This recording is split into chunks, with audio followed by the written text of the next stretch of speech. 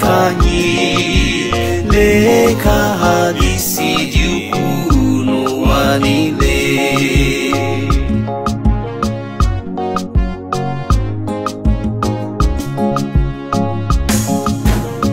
Mbemlechara mbari gwe nkebo Orum isiaka kiroro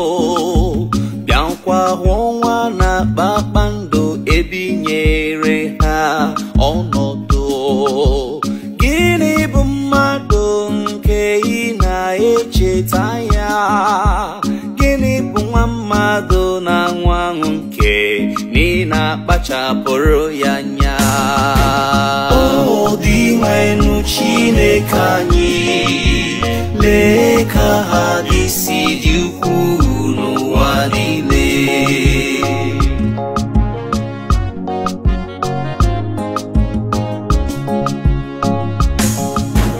Mana ị mere ya ka ọ fọdụ nwatakịrị ka ọ lọchi ikpuwere ya okpueze nke ebube na nsọpụrụ inyere ike ka ọ na-achị ihe dum ijiri aka gị mee bịakwa were ihe niile tinye n'okpuru ụkwụ ya dị nwere Chineke anyị lee ka ha isi dị ukwuu n'ụwa niile